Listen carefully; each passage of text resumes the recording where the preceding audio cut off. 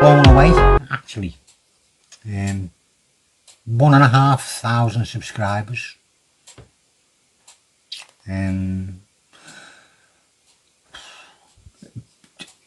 Well, a massive milestone it is. I honestly never thought I'd get this high. People have heard me saying this all the way through, the ones who've been with me for a long time. You've seen how amazed I was when I got to the 200, the 250, the 500, the 750, even the 1,000. I just couldn't believe it. Now I'm halfway between the 1 and the 2,000. And again, I had to pinch myself to make sure I was awake. I wasn't dreaming. I just couldn't believe it. I can't believe that during the time I've been on here, what, 3 years or so, 1,500 people at one time or another have liked my stuff enough to actually subscribe, to come back to see more. I can't believe it. And me, I just mess with the cards. I'm not special. How I got this big? I mean, it's not big, but to me it's humongous. It is. It's huge. 1,500. It's fantastic. It is. You might be able to tell I'm lost for words. I'm lost for words. I can't express my gratitude enough. I just can't find the words to tell you how made up I am, how happy it's made me. I honestly, and I'd love to come and thank each and every one of you in person, but wow, that cost a lot of money. Yeah, it'd take a long time as well. Traveling all around the world, it'd be great. The best I can do is do a virtual handshake, so come on, thank you very much. Thank you very much, each and every one of you. I appreciate the fact that you've taken the time out to hit that red button and subscribe. Even them that won't even be able to see this because they don't watch anymore. You know, they come on to learn magic and one thing or another, they've gone off it and they don't come back anymore. Just left the subscribe on. That's what it's called. I might have just bored so many of them to death.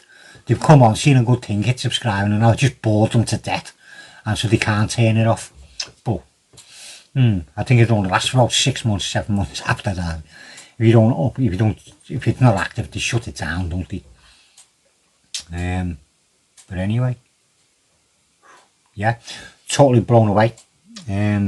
So there's a giveaway going on. Yeah, a big giveaway. A lot of you know about it. Newer ones wouldn't have heard of it, but there is going to be a giveaway. You've got 3 chances to win. You have 3 people are going to win. What can you win? I got these in a mystery box. I ordered a mystery box and these came and I've never used them. As you can see, it's still in the cellophane, never been opened. That one didn't have cellophane, it's got stuck down with sticky tape. But everything's still in there, never been out. We've got Weepster's Jot, and I hope I pronounced that right. Jot. I'm only kidding. Weepster, I hope I pronounced it right. Weepster's Jot, where you a dot, a pen dot on a card moves to the middle of the card. Fully visual. You're not covering it up. It actually happens instantaneously in front of the spectator. So you could win that one if you like that. Peter Egg ink with Transfuse, where you have a folded card, a folded banknote, and they penetrate each other and go inside and all stuff like that. And Inked by Fred Daredevil, which is a tattoo effect. The spectator thinks of a tattoo and thinks of a part of the body, and while they're thinking of getting a tattoo, you feel the pain in that part of the body and then reveal the tattoo they were thinking of on the part of the body they were thinking of. Pretty amazing. So you got a chance to win one of them 3. Rules are very simple. Be subscribed, like this video, and tell me how long you think my little fidget spinner will spin for. Yeah, I want to know how long it will. Don't just put it until it stops, until it's finished spinning. No. So it's a spin to win, basically. A spin to win. How cool is that? Just thought of that. Yay. I'm going to spin that really, really fast. and you just got to tell me how long you think it'll take before it comes to a dead stop. I mean, it's got to come to a dead stop, not just when it slows down, it's got to come to a dead stop. It means it's not moving. And you've seen how slow I moved that, and that's still going. It's got to go to being like that. Right, so it's got to be dead still. How long do you think it's going to go for? Minutes, seconds, hours, weeks, days, months, years, however long you think it'll go for. Whoever's the closest to it gets first choice. Whoever's the second closest gets choice out of what's left. And whoever's the third closest gets the choice of the one which is left. Which isn't really a choice, but you know what I mean. It's not a booby prize, they're all fantastic prizes, or at least I think they are anyway. I hope you agree. So that being said, get yourselves in on it. How long do you think my little spinner will spin for when I spin it? It's Tuesday morning. I'll leave this till Sunday night, the end of Sunday night, midnight, over here in English time. I don't know what time that'll be over in America or India or Australia or anywhere else people are watching. Yeah, so midnight Sunday English time, and then I'll do the big spin-off, if you like, on the Monday, and we'll see who gets the closest. Right, now I'll just do a little card one. Joseph Raksek has done a couple of videos on palming, but he keeps doing the same palm because he says it's the only one he knows. So here's 2 new ways for you to try and palm a card, mate. I hope they come in useful, and I hope they come in useful for everybody else. I have shown these about 2 years ago or so, and I think they're original. I've never seen them done anywhere else. But the ways of palming a card without your hand being physically on top of the deck. But you do need a bit of cover. And the first one, you just get a bit of cover like that as you're pointing to your spectator. Then you're throwing your hand back past the packet and pointing to it. And you're going to get the card into a palm, which you can then transfer into a tenkai if you want to. And that is just basically doing like a cardini. Then as you come back, you're catching like that bottom corner with the top flange, if you like, the top flange of your ring finger down there, pulling the card into your hand as you pull it away.